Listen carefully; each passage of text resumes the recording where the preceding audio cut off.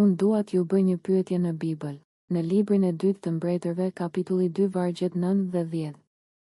Thot, mbas kalimit, Elia i tha Eliseut, kërko çfarë do që unë të bëj për ty, para se të më largojmë prej teje.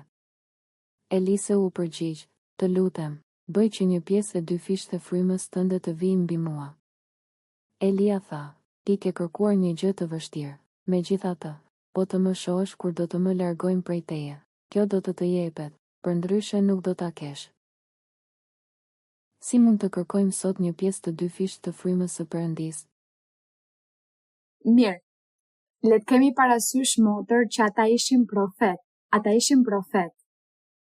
Pra, Perëndia ja kishte zbuluar Eliseut që do të merrte Elian.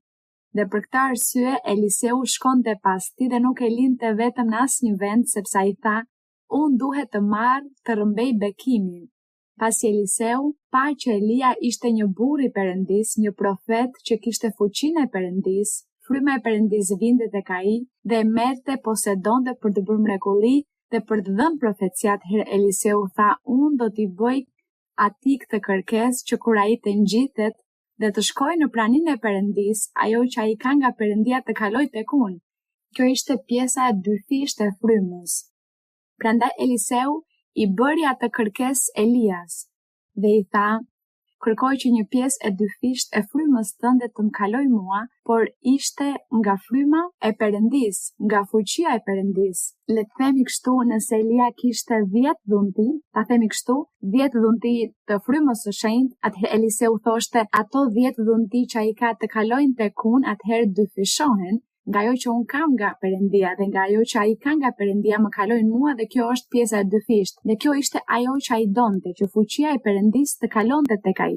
Kështu që prandaj Elia i tha, ke kërkuar një gjë të vështirë, shumë e vështirë është ajo që ti po më kërkon, shumë e vështirë, sepse përveç kësaj ai nuk mund t'i jepte 2 fishin e frymës së Perëndis një personi tjetër, sepse ai ishte një qenie njerëzore. I vetmi që ka të drejtën ta bëjë këtë është Perëndia. Megjithatë Elia i dha një shenjë dhe i tha, mirë, nëse ti më sheh kur unë zhdukem, kur unë të largohem në praninë e Perëndis, nëse ti më shikon, me siguri Perëndia do ta përmbush atë dëshirë të madhe. Dhe për këtë arsye, Perëndia ja përmbushi atë dëshirë Eliseut, sepse thuhet se kur Elia filloi të ngjitej në qell, atëherë Eliseu e pa dhe atëherë ai tha, ati im, qerrja, karroca e Izraelit dhe kalorësia e saj.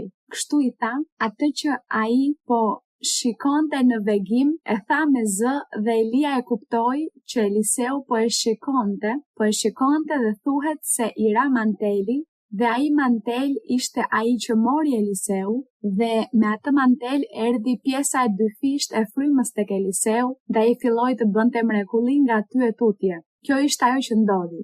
Dhe motra thot, nëse ne mund ta bëjmë këtë gjë apo jo. Mirë, së pari, ata ishin 2 burra të Perëndis, ishin profet, që Perëndia kishte vendosur atëherë për popullin e Izraelit për t'i profetizuar atij populli kaq të ashpër, kaq mosbesues. Sot ne kemi frymën e shenjtë dhe kemi dhuntit frymërore.